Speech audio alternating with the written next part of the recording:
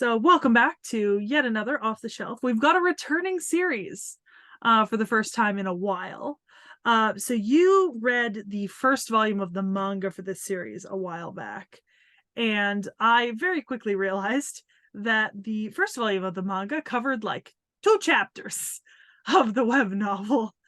Very little, and the manga only has so many volumes out, but the web novel is almost finished being published in English. So, I made the executive decision to switch us over to the web novel of Accomplishments of a Duke's Daughter and have you read the Reboot. first 2 volumes, because even though you read like 2 chapters of this in manga format, it was a while ago. So rehash that and then move on to volume 2 to kind of get us moving forward into the plot.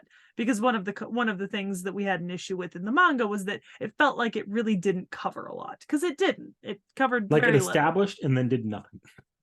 And these are not ultra long books. I mean, these are about 200 pages, 220 pages. So they're not super long. The writing's not super tiny, decent size on the page.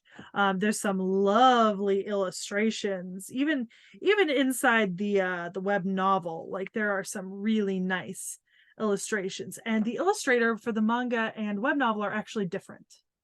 So this is a completely different artist doing the cover art and the art inside of the volume. So we already kind of talked about the basic premise and the setup to this. And I know that you felt pretty positive, at least on the setup for this in the manga, but you got very little. So how do you feel now, having gotten significantly more, I would say? I'm still feeling pretty positive on this one, actually. Mm-hmm. I don't know what the release order of these are going to be, but it should be no secret to anyone who's seen me on stream or has seen me heckling in the middle of Seki and Vorn's shit that I'm not a fan of the repetitive nature of some of these. But in this case, of there are a few plot lines across these 2 volumes that I really did enjoy. Specifically, it's the main character and her brother, I think, have a really, really great dynamic in this. Mm-hmm. And then it's always interesting in the fact that she's playing a lot of politics at an almost, I don't want to say Game of Thrones level, because it's not that dark at all so far, No. but at a small decisions mean a lot level. On a level that, like, the kind of the end outcome in her head for the worst possible scenario is civil war that she has to protect against. Yeah. Like, her planning all revolves around the fact that if everything goes as wrong as it can, she has to plan for a civil war. But if everything goes right, she might be able to finagle her family's way into like extreme prominence, especially in like a mercantile and economic way. Yeah, no, I'm like a lot of like how the story's arcs are structured. I'm a huge fan of 2 things. I'm like on the first one, the romance of the story, the assistant slash the crown prince. Oh, spoiler alert. Which you did not get that spoiler in the first volume of the manga. Like, We it didn't didn't get the even cover assistant in the that. first volume of the manga Yeah. either. I think he was in the preview for volume 2 in the manga.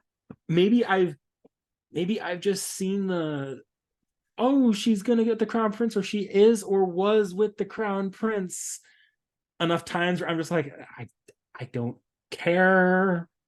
I really don't give a fuck. It is a bit of a cop out that, she was engaged to the second prince. Like, And now it's then, starting to feel like female wish fulfillment. Like, I'm going all through all the struggle and hardship, but at the end of the tunnel, I will be queen. which, Um, to be fair, that is not her end plot. Like, she's not plotting to become the queen. She's plotting to become the duchess of a very no, but it doesn't powerful matter duchy. what her end plot is. What matters is the end plot that it's being written to.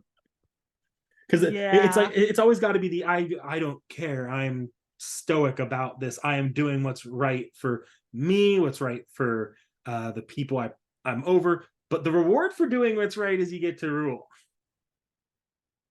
I mean, That's okay, but like you kind of gotta acknowledge the fact that there's always gonna be a prince or an archduke. That's the kind of the trade-off is that every single one of these, there's always gonna be like, especially the ones that are more harem-esque, there's gonna be a prince or an archduke, like the childhood friend, a magician, and like a holy knight or like a savior, right? Those are like the four main male archetypes. And there's either going to be one or more of those. It's always. the other element I'm not a fan of is this is one of those times, and I say this about male isekai sometimes as well. Did this need to be an isekai dash whatever the manhwa term is? Did this need to be one? Because like I swear to God, if she just had a vision of like if she just gained some vision of her death, it didn't need to be a Otome game. It didn't need to be isekai. The gaming elements have almost no impact on the story. The isekai character never refers to an old life. It's just the new character referring to herself in the first person. Like it, it that element ends up contributing nothing other than fitting it into this archetype and pulling it right out of what could be just another fantasy story or a good new fantasy story. Remarried Empress doesn't have that trope. She is neither reborn nor reincarnated. Awesome. So why did this one need to have that trope? This trope is pointless here.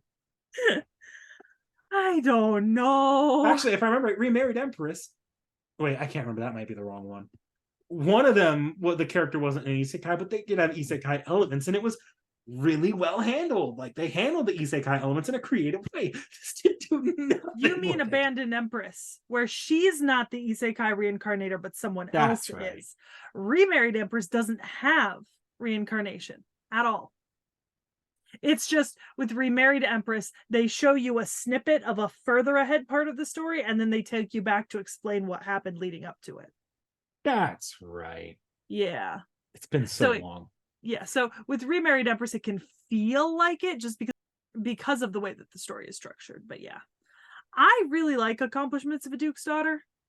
Um, it's one of my favorites out of all of these. But once again, this is a little bit it was released a while ago. Like this is not brand new per se. Honestly, I would have expected this one to be brand new because of that isekai element. Like if this was released a while ago, I don't know if it was one of the pioneers of the genre, why it chose the genre in the first place.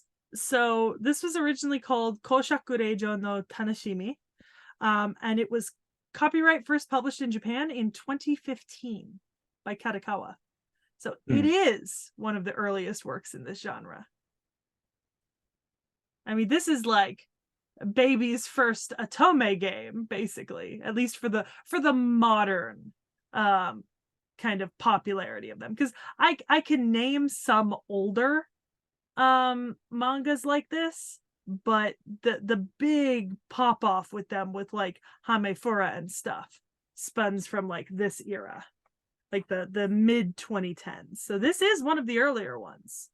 I'd be curious to identify which of these like noble villainess Otome game stories is the equivalent of the male isekai boom's Mashoko Tensei, where it's like, yeah, no, a lot of the tropes are being ripped from here directly. Well, interestingly enough, so Hamefura started coming out in 2014. So I mean, these two are contemporary, basically. Surprised Hamefura was so early. Well, that was the novel series. The light novel, like this, started coming out the same year as this one, in 2015, and then the manga for Hamefura started coming out 2 years later. So same thing with this. The web novel for these is out. It's done. Like these are all published up to the side story volume, like in English. I think there's either 9 or 13 volumes. I can't remember. But of the novel. Yeah.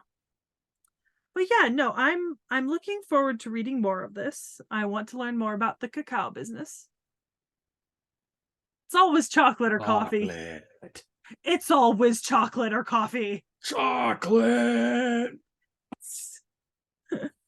But with that being said, let us know if you've read this, what you think about it, any other recommendations you have for us to read. Like, comment, and subscribe. And try harder, everyone.